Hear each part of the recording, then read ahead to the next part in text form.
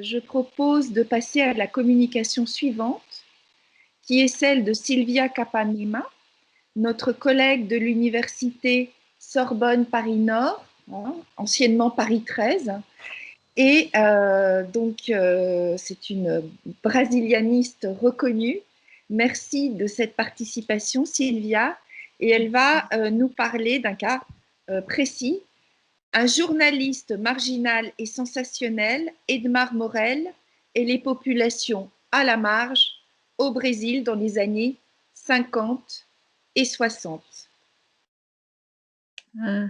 Merci. Vous m'entendez? Oui. Donc, merci beaucoup. Oui, d'accord. Merci beaucoup. Donc, je change un tout petit peu les titres. Je vous mettrai parce que je vous l'enverrai. C'est Edmar Morel, 1912-1989, un journaliste marginal et des marges. Donc, encore une fois, merci beaucoup d'avoir accepté ma proposition de communication et pour l'organisation de ce colloque dans ce contexte si difficile que nous connaissons tous. Donc, mon intérêt pour ce sujet des marges, de marginalité, des périphéries, voire de l'homme marginal, est présent déjà depuis ma thèse de doctorat. J'ai soutenu une thèse en histoire sur une importante révolte de marins noirs et métis qui a eu lieu à Rio de Janeiro en 1910 contre les changements corporels, notamment l'usage du fouet, et contre les mauvais traitements dans la marine de guerre. Ensuite, beaucoup plus récemment, les travaux de Claire Parfait, de Marie-Jeanne Rossignol et de Hélène Lédantec-Lonry, écrire l'histoire à partir des marges, les cas des Africains-Américains, m'ont ouvert une nouvelle perspective d'analyse. Donc, ces travaux ont démontré dans quelle mesure les historiens afro-américains de la fin du 19e siècle, du début du 20e siècle, bien que marginaux, avaient pu, en raison même de leur marginalité, innover en termes de nouvelles méthodologies et de perspectives de recherche. À partir donc de ce travail, nous avons, avec Claire Parfait et d'autres collègues, organisé une journée d'études afin d'élargir cette problématique à d'autres aires culturelles des Amériques et à d'autres formes de marginalité. Et ensuite, nous avons organisé un numéro de revue qui a été publié fin 2020, Les marges créatrices intellectuelles et intellectuelles, afrodescendants, afrodescendantes et indigènes aux Amériques 19e, 20e siècle, dans la revue IDEAS. Donc, il s'agissait de comprendre comment les marginalités dans les sociétés des Amériques, marginalités raciales, de genre, social, politique, ethnique, spatiale, professionnelle, etc., pouvaient placer la marginalité au centre à travers la création artistique ou culturelle, notamment des intellectuels, dont son acception large, qui rassemble les savants, dont les historiens, les historiennes, les artistes, les écrivains, mais aussi des autodidactes, des militants. Donc, pour cette communication, je pars de cette perspective de marge créatrice pour étudier la trajectoire et la production d'un journaliste et écrivain marginal et populaire au Brésil des années 40 à 80. Donc, Edmar Morel, qui pratiquait le grand reportage et qui, par ailleurs, produit un des plus importants ouvrages sur la mutinerie des marins qui font l'objet de ma thèse. Donc, Edmar Morel, il s'inscrit dans une triple marginalité, donc une marginalité d'origine parce qu'il était originaire du Ceará, un État brésilien dans le nord-est, qui migre à Rio de Janeiro, qui est dans le sud-est, qui est la région économiquement la plus développée. Les relations nord-sud sont aussi importantes au Brésil, mais à l'inverse de la lecture occidentaliste nord-sud, au Brésil, le nord et le nord-est sont des régions périphériques, marginales, rurales, voire sous-développées dans une perspective occidentaliste, évidemment, qu'il faut mettre en question, mais oui, permet de comprendre donc ce mouvement vers les sud, qui sont les régions centrales, politiquement, socialement et économiquement. Ces migrations internes, pour des raisons économiques, donc les nordestins, qu'on appelle nordestinos, sont l'objet de différentes études. Toutefois, la culture du Nord-Est est une référence centrale dans la compréhension du Brésil, comme plusieurs études également le démontrent. Donc, une marginalité aussi intellectuelle, parce que Edmar Morel, pour des raisons sociales, n'avait même pas terminé l'école primaire. Il est devenu journaliste et c'est en tant que journaliste qu'il écrit, y compris ses nombreux livres et best-sellers. Mais il n'est pas reconnu ni comme écrivain, ni comme historien ou intellectuel dans le sens universitaire.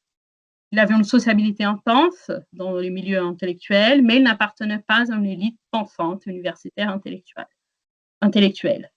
et donc aussi une marginalité politique. Il était proche du communisme, une sorte de porte-parole du Parti communiste du Brésil, quand celui-ci était clandestin dans les années 30 et 40, sans jamais être adhérent. Il était proche des courants ouvriers et socialistes. Il va se définir en tant que socialiste nationaliste dans un sens qu'on lui donne en Amérique latine. Il était un homme fondamentalement de gauche, dans un Brésil majoritairement conservateur et qui traverse à l'époque deux dictatures entre 1937 et 1945 et en 1964 et 1985. Donc, ses engagements et sa situation personnelle sont, comme nous allons le voir, moteurs d'une grande créativité intellectuelle en ce qui concerne aussi bien sa méthodologie de travail, les choix des sources, que les sujets révélés et exploités. Il est ainsi un des précurseurs d'une forme d'histoire vue d'en bas au Brésil. Il avait aussi une forme de double culture. Il était bien intégré dans les réseaux de Rio, mais gardait plusieurs liens avec ses origines du Nord-Est, du Ceará. À titre d'exemple, il était ami de l'écrivaine Rachel de Queiroz, qui est une romancière reconnue et membre de l'Académie brésilienne de lettres. Elle aussi, elle venait du Ceará, mais elle était une femme plutôt de droite qui avait soutenu le coup d'État militaire de 1964, alors que Morel était un véritable ennemi des militaires et des conservateurs qui vont par la suite prendre le pouvoir. Donc, il y a une correspondance entre Morel et Rachel de Queiroz que j'ai pu analyser, dans laquelle Rachel de Queiroz explique à Castelo Branco son soutien au coup d'État et le fait qu'elle soutenait le premier président, le général Castelo Branco. Donc, leur relation était quand même possible, malgré les différences idéologiques, parce que tous les deux avaient cette origine de venir du Ceará et de vivre à Rio. Dans cette communication, je propose de reprendre la trajectoire de vie d'Edmar Morel en mettant en relief son activité en tant que journaliste qui excelle dans les genres de reportage populaire ou comme écrivain pionnier, notamment en ce qui concerne la recherche de nouveaux sujets de l'histoire du Brésil, une forme d'histoire populaire avant l'époque. Donc, il publie 15 livres qui sont tous édités et réédités par les maisons d'édition de prestige, certains figurant parmi les ouvrages les plus vendus de leur époque. Toutefois, sa production est aujourd'hui très peu citée, à l'exception de l'ouvrage sur la révolte des marins, la révolte d'Achibat, donc la révolte contre l'usage du fouet, qui est le titre qui baptise par ailleurs l'événement historique, la révolte des marins, qui est important dans l'historiographie brésilienne sur la période post-abolitionniste.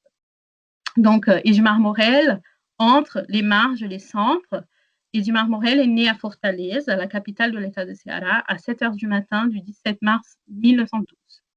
Il était le premier enfant d'un barbier et d'une femme au foyer qui faisait parfois de la couture pour augmenter les revenus de la maison. La situation précaire de sa famille l'oblige à arrêter l'école à la 3e année de primaire, CM1 en France. Il était autodidacte et décide, très jeune encore, de devenir journaliste, inspiré par un reporter de sa ville natale. Après le décès de son père, il doit prendre en charge sa famille, 6 frères et sœurs, une tante et une cousine. C'est à ce moment-là qu'il devient agent en charge de la publicité dans un quotidien au Ceará qui était, selon lui, anticlérical et anti-impérialiste.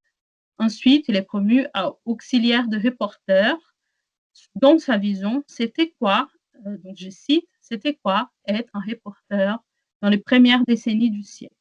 C'était être salarié avec une paye misérable, mais une personne qui pouvait rentrer sans payer dans les cinémas, théâtres, cirques, qui avait un laissez-passer pour les transports, etc.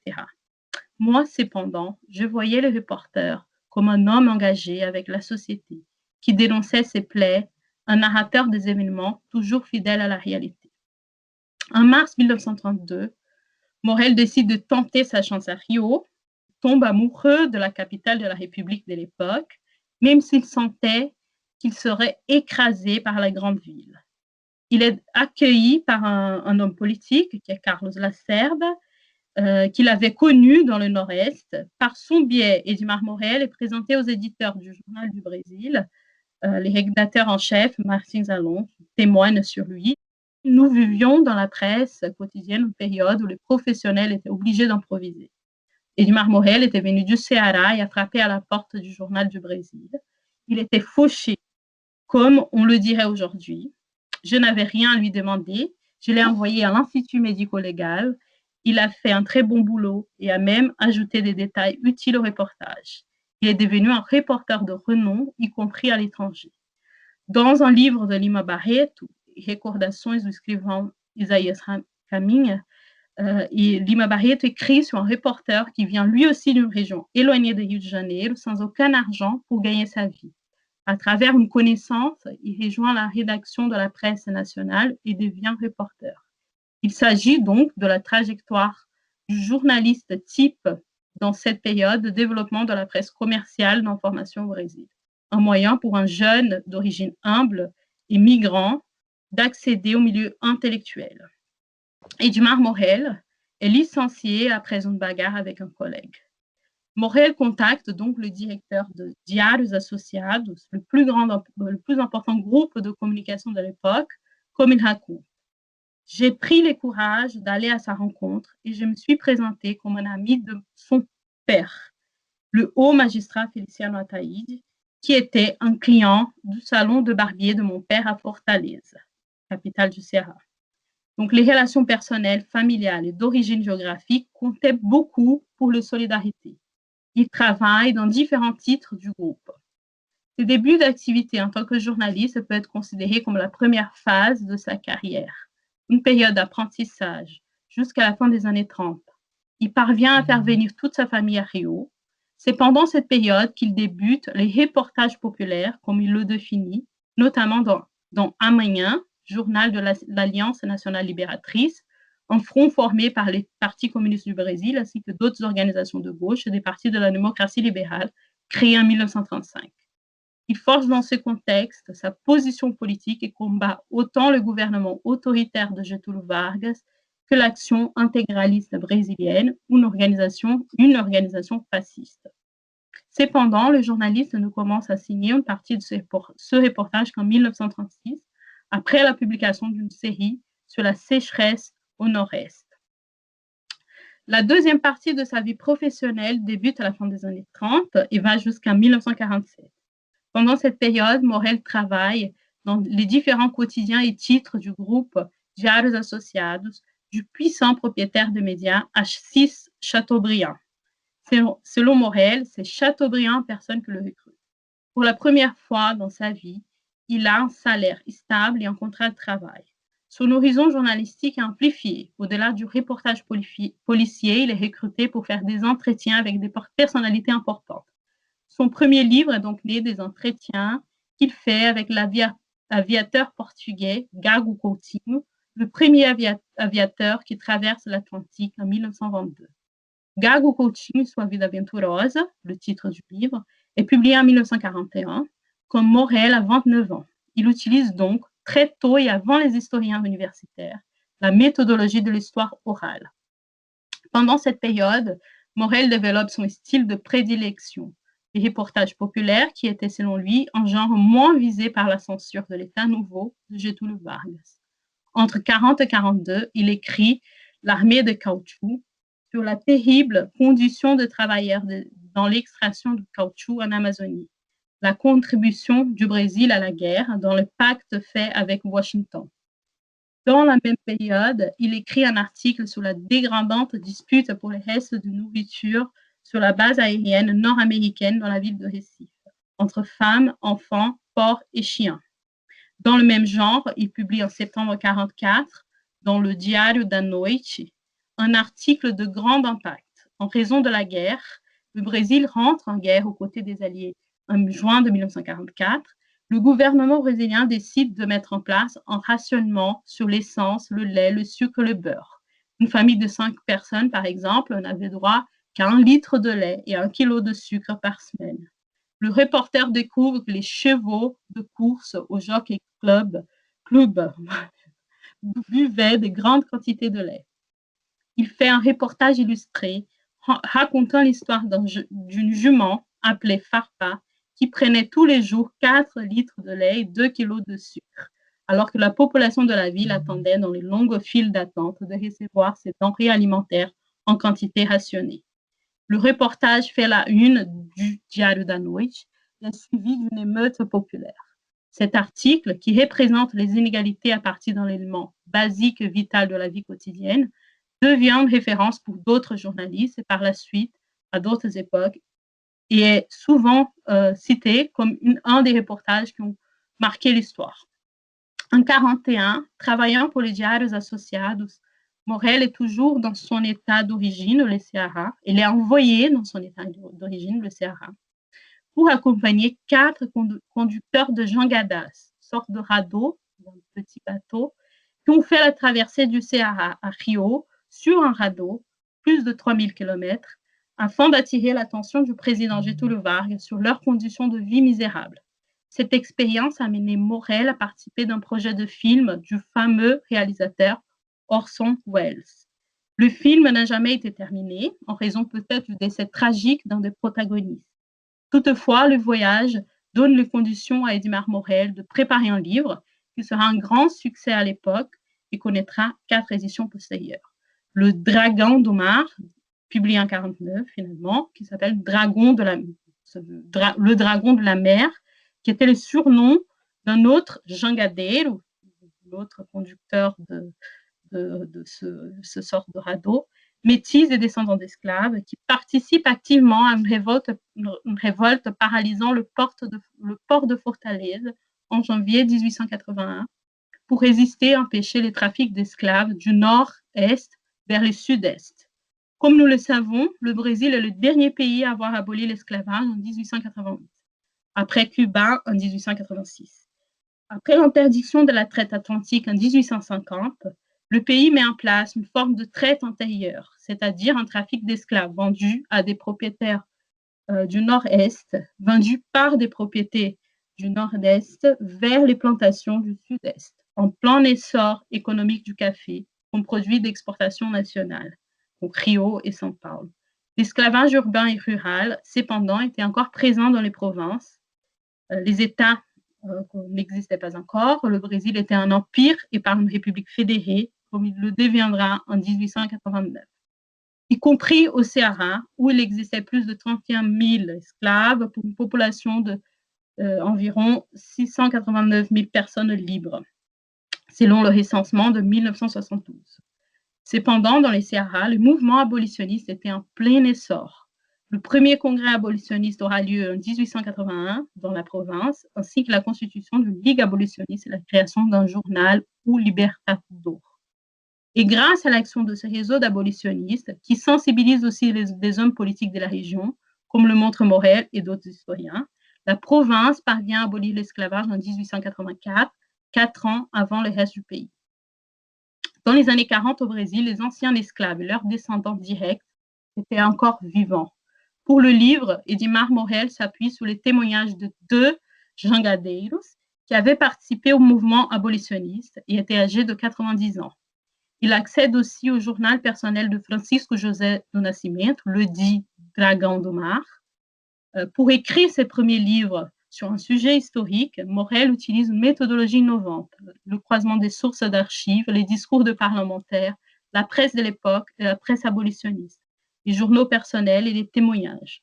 En ce sens, il est en quelque sorte pionnier. Pour les historiens brésiliens, le témoignage des descendants d'esclaves ne devient un objet d'étude que plus de 40 ans plus tard, avec l'ouvrage référence de Hebe Matos et de Ana Lugão, Memórias do Cativeiro, publié en 1994 suite à des entretiens faits avec des petits-enfants d'anciens esclaves dans la région du Val de la Paraíba, dans l'état de Rio de Janeiro. Pour la deuxième édition du livre, en 1967, Morel approfondit ses recherches avec plus d'éléments sur l'abolitionnisme de manière générale, y compris dans les autres provinces. Morel innove aussi en ce qui concerne son regard. Comme il annonce dans la première phrase de son livre, je cite, « Un homme du peuple, en général, n'a pas d'histoire dans l'histoire du Brésil. » Première histoire avec H minuscule et deuxième histoire avec H majuscule. Il propose en partie une démarche proche du projet de l'histoire sociale anglaise dont les références sont Edward Palmer Thompson et son livre « La formation de la classe ouvrière anglaise », publié en 1963. Cet auteur est très connu au Brésil, mais pas très lu en France. Il s'agit aussi de la démarche de l'histoire populaire proposée par Howard Zinn pour les États-Unis dans les années 80, entre autres. En France, l'écriture d'une histoire qui se revendique populaire date des années 2000, comme on le sait, avec les ouvrages de Moriel, Une histoire populaire de la France, de 2018, ou de Michel Zincarini-Fournel, de 2016. Bien sûr, le travail de Morel n'a pas la même rigueur scientifique de ses études d'historien universitaire. Les sources ne sont pas toujours citées, le débat épistémologique n'est pas présenté, la méthodologie est libre et sans présentation des hypothèses ou des justifications du choix des sources et des documents. Les échelles d'analyse ne sont pas expliquées, très peu de quantitatifs, etc. Bien que son récit soit passionnant et rythmé, sa narration n'est pas très structurée et les plans de ses livres est parfois un peu confus. Aussi, sur les personnages, Morel fait l'erreur pointée par Bourdieu comme l'illusion biographique, imaginant une continuité dans la vie des héros et de leurs projets et en laissant peu de place pour la discontinuité. En 1943, il est envoyé au Xingu, une tribu d'Indiens en Amazonie, pour découvrir la vraie histoire d'un explorateur anglais qui s'appelait Fawcett, qui avait disparu dans la forêt en compagnie de son fils Jack en 1926 et dont la disparition restait un mystère malgré les 20 expéditions organisées pour le sauver. Il raconte à l'occasion qu'il était le premier journaliste à rentrer dans les terres de la tribu des Indiens du Xingu et qu'il découvre que l'explorateur anglais avait été tué par les Kalapos. Il fait la connaissance aussi d'un Indien métis nommé Dulipé, qui serait le fils de Jack avec l'Indienne. Dans les archives de Dumars Morel, nous trouvons des photos de Morel avec l'Indien Dulipé, un Indien blanc, selon ses notes. Morel se mettait donc en scène avec ses personnages et créait petit à petit son propre mythe, comme un véritable journaliste d'aventure, à l'image du fameux journaliste Tintin des BD de Hergé, qu'on connaît tous, les aventures de Tintin. La mission Fawcett a fait naître un autre livre signé par Morel, qui s'appelle, intitulé « Et Fawcett non voltou », Fawcett n'est pas revenu, publié en 1944, et une BD en 1958 basée sur son aventure. Plusieurs héros issus du peuple de Dumars Morel étaient croyants, comme Francisco José do Nascimento, le dragon d'Omar. Mais lui-même, en tant que journaliste, avait une position anticléricale. En 1946, il commence un livre sur une figure religieuse charismatique, le père Cicero, comme lui, issu du même État, le Ceará. Padre Cícero Santo do Juazeiro, le titre, publié en 1946, puis en 1966. Dans ce livre, Morel dénonce les pratiques de mauvaise foi du religieux qui volait la correspondance des habitants de la ville afin de pouvoir faire ses prévisions considérées comme miraculeuses. Ces livres provoquent de la haine chez les amateurs de Padre Cícero, de Père Cícero, et il est brûlé sur la place publique. En 1947, Morel quitte le groupe des associables. Selon son propre témoignage, il était en conflit avec le propriétaire, Assis Chateaubriand, en grande partie en raison de sa position politique de plus en plus assumée. La troisième phase de la vie professionnelle du reporter s'inscrit dans la période connue sous le terme d'intermède démocratique entre 1947 et 1964. Il écrit pour la presse alternative et pour différents journaux de la presse engagée et alternative. Son attention se tourne sur les questions de son temps, comme la campagne pour la nationalisation du pétrole, le pétrole est à nous, etc. C'est dans ce contexte qu'il écrit les livres les plus importants de sa carrière, comme Moscou, ida et volta, Moscou, aller et retour, de 1952, sur son voyage en Union soviétique, un best-seller qui sort en 3 éditions la même année. Et notamment, il publie aussi dans cette période, en 1959, A Revolta da Chibata, la révolte contre le fouet, son livre le plus connu. Pour Moscou, aller-retour, Moscou ida et volta, Moscou aller-retour, selon lui, c'était la première fois qu'un journaliste brésilien traversait les rideaux de fer. Le livre utilise plusieurs recours d'écriture propres au talent du journaliste. L'obsession par le détail révélateur, l'usage d'un langage simple, souvent chargé d'argot, et la présence de l'humour. à Moscou, ce qui intéressait l'auteur était plutôt la vie quotidienne des Russes. Comme il explique, je n'ai pas participé à aucun hommage du gouvernement soviétique. Mon champ d'action était la rue, les restaurants, les usines, les cinémas, le théâtre. Après la publication de ce livre, Morel se plaignait de la difficulté de trouver un travail, malgré la période d'ouverture démocratique au Brésil, car d'après lui, la réputation de communiste était de plus en plus citée. Là, le livre A Revolta da Chibata, la révolte contre le fouet, apparaît donc en 1959, fruit de plus de 10 ans de recherche dans les archives, collection de journaux et le témoignage du marin João Cândido, qui était le leader du mouvement. Il devient par la suite un ami du journaliste. Le livre révèle une série de documents inédits, comme la correspondance des marins et leurs manifestes, les pièces du procès, etc., en plus du témoignage du marin João Cândido lui-même. Il crée un récit pour l'événement et analyse les conditions politiques et sociales du Brésil à l'époque à partir de cette révolte. Il reprend comme sujet la figure de l'amiral noir, le leader João Cândido, considéré comme un héros dans la presse de l'époque, mais oublié ou persécuté par la suite. Le contexte démocratique favorise la publication du livre, qui est lancé dans le locaux de la maison d'impression. Les journalistes et le marin signent tous les deux des autographes. Le livre a eu un impact très important. Il devient tant un succès public et se situait en troisième place des ouvrages les plus vendus de l'année. Ce livre aborde donc un des sujets favoris de l'auteur, la lutte pour les droits humains. L'ouvrage est réédité plusieurs fois. Comme je le démontre dans mes recherches à partir des entretiens que j'ai faits, l'ouvrage circulait énormément dans les milieux des marins des années 1960, étant une référence pour une révolte qui éclatera en mars 1964, des marins aussi. Cette révolte est alors réprimée. Elle est en effet la goutte d'eau qui amène au coup d'État et à la mise en place de la dictature civile et militaire. Donc, la quatrième phase de sa carrière va avoir lieu pendant la dictature. En raison de ce livre, les droits politiques d'Edmar Morel sont bafoués pendant 10 ans. Dans le premier décret d'annulation des droits du nouveau gouvernement, le 14 avril 1964. De façon ironique et bien propre à son style, l'auteur encadre le décret et l'affiche sur les murs du salon de sa résidence. Il appelle son diplôme.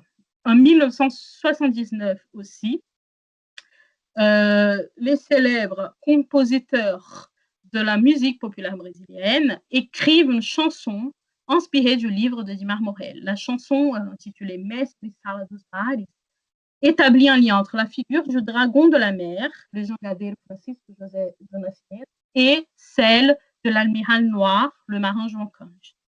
Le reporter a beaucoup de difficultés à trouver du travail dans les secteurs publics comme privés. Il écrit toutefois en 1967 un livre pour dénoncer les origines du coup d'État militaire. O golpe começou em Washington. Le coup d'État a débuté à Washington. Il est un des premiers à démontrer l'action de la CIA dans le coup d'État militaire et la collaboration entre les militaires brésiliens et les agents nord-américains qui soutenaient la mise en place de la dictature. Donc, cinquième phase, enfin, c'est le retour progressif de la démocratie. En 1979, il écrit dans un contexte d'ouverture du régime, mais aussi de dénonciation des fléaux brésiliens, comme la dette externe et les inégalités. Il va lancer un livre sur l'exploitation démesurée, naturelle et humaine de l'Amazonie, le livre Amazônia Saqueada. Quelques années plus tard, en 1985, il publie un livre sur l'histoire de l'Association brésilienne de la presse et son rôle dans la résistance contre la dictature civile et militaire, la trincheira da liberdade. Selon une étude contemporaine, ce livre construit les mythes de l'ABI, de l'Association brésilienne de presse, comme un lieu d'opposition à la dictature, ce qui n'était pas véritablement si évident que ça. Son dernier livre est édité après sa mort en 1999. Il s'agit de ses mémoires, Mémoires d'un reporter. Il dit « Ma génération n'a plus de place dans la presse. Même si j'écris encore avec une certaine dose d'enthousiasme juvénile, je suis toujours convaincu que la mission du reporter est celle de raconter la vérité, dénoncer les crimes des dictatures et les attentats contre les droits humains. Je n'ai jamais, en aucun moment, arrêté de croire que le Brésil allait retrouver le chemin de la démocratie. Les obsèques de Dimar Morel ont lieu le 15 novembre 1989, jour du centenaire de la République au Brésil et des premières élections présidentielles directes depuis 1961. Pardon. Donc, en conclusion, Dimar Morel reste cependant peu connu et peu reconnu au Brésil contemporain. C'est un constat partagé par la famille et aussi par d'autres journalistes. Il demeure un homme marginal qui a travaillé essentiellement sur des sujets marginaux de façon novatrice, dans la mesure où il proposait un changement de perspective, le point de vue des sans-histoire, des exclus, il transforme ces marginalités en centralité et crée de nouveaux protagonistes pour l'histoire du Brésil. Sa marginalité n'est pas de genre. Il ne se préoccupe pas d'ailleurs de la place des femmes dans l'histoire. Pour lui, même dans sa façon de révéler la vie des petits gens ou des personnes importantes mais oubliées, les femmes ne font pas l'objet d'aucune attention particulière.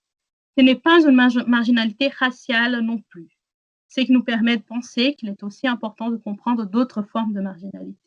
Toutefois, en raison des sujets qu'il aborde dans son travail, des méthodes qu'il emploie, Morel était très respecté par le mouvement noir et il est, à ce titre, une des personnalités qui reçoit un hommage lors du premier symposium sur le racisme et la discrimination raciale, organisé par le mouvement noir unifié et d'autres organisations le 23 juillet 1983 à Rio. Sa marginalité est créatrice. Plusieurs de ces sujets ont été repris par les historiens ou d'autres journalistes par la suite. Cependant, rares sont les travaux qui citent la production de Morel, à l'exception de la révolte de Marin contre le fouet, qui est vraiment un livre très, très cité. J'ai l'impression que ces travaux sont restés trop marqués par leur contexte de production. Certes, il manque aussi de rigueur scientifique. En revanche, nous pouvons aussi penser qu'il y a un mépris réel des universitaires pour les travaux des journalistes. Pourtant, les sources présentées dans le travail de Morel restent précieuses pour de nouvelles analyses et pour de nouveaux travaux d'historiens, notamment si l'on s'intéresse à une forme d'histoire populaire, encore inexistante, sous forme de récit complet ou d'une problématique aboutie en ce qui concerne l'histoire du Brésil. Merci beaucoup. J'ai été longue. Merci beaucoup. Non, on est très bien de temps. Donc, la parole est à la salle, si je puis dire, virtuelle et réelle, pour d'éventuelles questions et commentaires. Encore une fois, vous pouvez lever votre main en appuyant sur « Lever la main » en bas de votre écran ou tout simplement ouvrir votre micro et parler. Bertrand Van Runbeck est avec nous. D'accord, bonjour. Ma question concerne cette expédition pour essayer de retrouver les traces de Fawcett. Quelles sont ses conclusions en fait? Est-ce qu'elles ont été acceptées soit en Grande-Bretagne ou au Brésil, ou ont poussé d'autres chercheurs à essayer de les retrouver aussi? Merci. Oui, c'est un des aspects parce que Dimar Morel, comme j'ai essayé de montrer, il a ouvert plusieurs fenêtres sur des sujets extrêmement intéressants et des pistes d'analyse et des sources sur lesquelles la méthodologie qu'il travaillait était vraiment très, très importante. Cette expédition, donc ses conclusions, c'est que lui, il avait été tué par ces Indiens, que son fils avait laissé un descendant dans la tribu. Et donc, dans sa recherche, il va révéler une chose qui est importante, c'est qu'il y a eu 20 expéditions qui ont cherché Fawcett, qui n'ont jamais abouti à aucun résultat. Et pour lui, il était un peu dans sa façon journaliste, révélateur des scoops. Et moi, le premier à affirmer que Fawcett a été tué par cette tribu. Après, si cela n'est pas accepté, il y a beaucoup de personnes qui ne vont pas vraiment prendre Morel comme la vérité dernière sur ce sujet, ou dans certains livres, il peut être questionné, évidemment. Il était très questionné. Mais là, il faut peut-être pousser un peu plus les recherches pour savoir comment ça a été reçu du côté de l'Angleterre, cette publication. Je pense dans les archives de Samuel, je n'ai pas consulté les archives diplomatiques, mais ni une presse qui va au-delà de celle qui avait parlé, j'avais traité, mais c'est dans ces archives, on a des lettres qui remercient partout dans le monde, qui remercient l'envoi de l'ouvrage, la réception de l'ouvrage. Mais voilà, c'est un grand reportage. Je pense que c'est un sujet à part entière. À part entière, peut-être pour des anthropologues comme pour moi, ça a été un sujet à part entière. Un des livres, un événement qui a gagné vraiment en dimension comme événement historique à partir de sa recherche, c'était la révolte de Marin de 1910. Merci. Merci beaucoup. Merci beaucoup. Est-ce que quelqu'un d'autre aurait une question? Je vois Sandra. Vas-y. Oui. Voilà. Bonjour Sylvia. Non, c'était juste une question toute bête, c'est que tu as parlé des marges au départ, justement sa marginalité géographique au Brésil. Est-ce que justement ses origines, enfin, il vient du Ceará, ne sont pas à l'origine de sa marginalité quelque part aussi, même dans le milieu journalistique? Je ne sais pas. Voilà, c'était un peu pour lier, parce qu'on sait qu'il y a aussi... enfin, tout est un peu centralisé autour de São Paulo et Rio, surtout à cette époque-là. Lui qui vient comme reporter, journaliste sensationnaliste, qui met le doigt sur des sujets assez sensibles, avec cet énorme succès. Est-ce que cette marge postérieure ne serait pas due à ses origines quelque part? Voilà.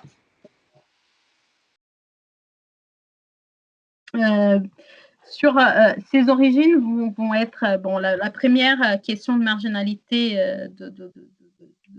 pour Morel, c'est effectivement ses origines de nordestin qui va faire référence à ses origines très souvent, créer des liens, etc. Mais ça restait, comme ça reste encore et au long du temps, un élément de marginalisation dans les centres du Brésil, centres politiques, économiques, et parfois culturels, même si le Nord-Est, la culture du Nord-Est fait vraiment concurrence en termes d'importance et de dimension. Mais c'est dans un imaginaire où le Rio et São Paulo sont la référence. Et la plupart des journalistes, là, bon, il faut faire peut-être une prosopographie et aller plus loin aussi dans cette étude pour voir comment il était, ses collègues, les origines de tous ses collègues. Mais on voit que certains de ses collègues ont eu plus de succès que lui étaient de Rio ou de São Paulo, effectivement. Donc, la question d'être un homme du Nord-Est, donc comme j'ai dit au début, cette question de migration interne comme un élément créateur de marginalité au Brésil était effectivement très importante. Mais elle va être aussi un facteur de créativité et de liens sociaux en permanence. Bien sûr, donc il y a une dualité très importante. Merci beaucoup. Une autre question ou un autre commentaire? J'en ai un, c'est pour ça, mais je voudrais avant céder la parole peut-être à une main jaune ou réelle. Alors, je vais me donner la parole si vous le permettez. Donc, moi, j'ai trouvé très intéressant justement ces déplacements au pluriel, géographiques, de milieu en milieu. Ce matin, on évoquait la notion de passage par certains espaces, certains groupes, certains milieux qui introduisaient vers quelque chose d'autre le sujet un peu marginal et vers, on va dire, un parcours, peut-être pas d'intégration, mais vers la centralité d'une certaine façon. Lui, Morel, donc finalement, il remporte une série de succès. S'est-il senti intégré, adapté, ou a-t-il toujours perçu sa marche comme quelque chose d'inaltérable, ou a-t-il continué, malgré ses succès, à se sentir un peu différent ou exclu malgré les acceptations, notamment le succès? Lui, après, il y a ses personnalités, parce que je fais les entretiens que je fais avec sa famille, ils vont dire, bon, il est quelqu'un de très extroverti, mais il y avait un contraste entre lui et João Cândido, qui était le marin qu'il a révélé, avec qui il a passé très longtemps et qui était devenu un ami.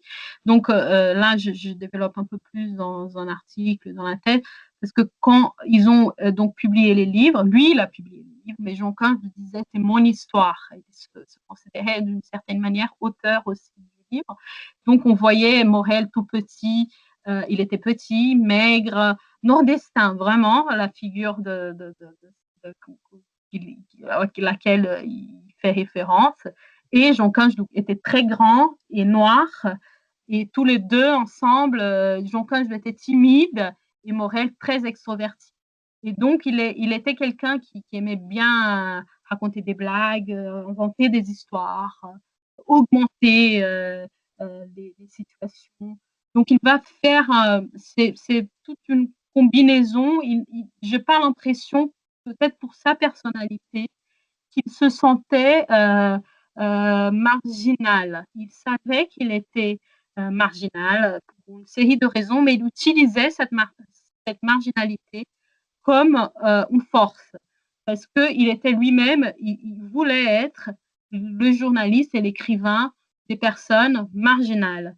Et donc, il savait qu'en étant nordestin, en ayant étudié jusqu'à la 3e année de l'école primaire, en étant d'origine pauvre et communiste ou proche du communisme, même s'il n'était pas lié au Parti communiste, etc., il savait que cette marginalité, elle était une force, parce que les personnes qu'il voulait représenter étaient elles aussi marginales. Donc, il n'avait pas un sentiment d'infériorité, parce qu'il était vraiment persuadé de cette force. Et il l'utilisait. Mais il savait que c'était difficile, il va avoir beaucoup de problèmes dans le marché du travail à plusieurs reprises, mais il revenait, etc. Et juste pour rebondir sur une question là deux questions. La question, donc pour lui, le fait d'être du Nord-Est, là, quand j'ai cité la relation qu'il avait avec l'écrivaine Raquel de Queiroz, qui, elle était une écrivaine reconnue, et lui était un journaliste plus ou moins reconnu, parce que, dans les milieux intellectuels, mais il était très actif. Et donc, la sociabilité de deux, alors que lui était vraiment anti-coup d'État militaire, et il avait totalement... il détestait ce militaire et ces conservateurs qui ont pris les pouvoirs. Et Raquel de Queiroz, qui soutenait ouvertement, même dans les courriers qu'elle envoyait à Morel, ces coups d'État. Donc, j'essayais de voir quel était le lien qui pouvait tenir malgré tout, et c'était l'effet des origines du Nord-Est qui vont faire référence souvent au Ceará. Donc, il y a cette question d'utiliser plus soit comme réseau de sociabilité, qui va à plusieurs reprises contacter des personnes qui avaient la même origine que lui, soit comme pouvoir de révolte et de changement. Merci beaucoup. Je vois qu'il y a une main qui est levée. Si la main levée veut Oui, bien. c'est moi. C'est que je ne sais pas trop comment mettre mon nom, je suis désolée. Il n'y Oui, a pas de j'ai problème. trouvé. Merci beaucoup. Oui, j'ai trouvé très, très intéressant votre communication. Alors, ce qui m'a évoqué quelque chose, parce que je le rapproche à d'autres cas, plutôt dans la peinture, mais le fait qu'on on a l'impression qu'il était finalement plus marginalisé après. C'est-à-dire que c'est que récemment qu'on commence à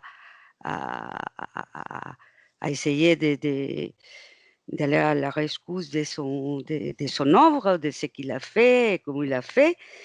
Je me demande si cette mise à l'écart ou le fait qu'il ne traite pas directement des femmes, des questions raciales, etc., n'est pas dû plutôt au fait, du fait qu'il était proche du Parti communiste, qu'il avait une approche plutôt sociale, là, des classes. Et à l'époque,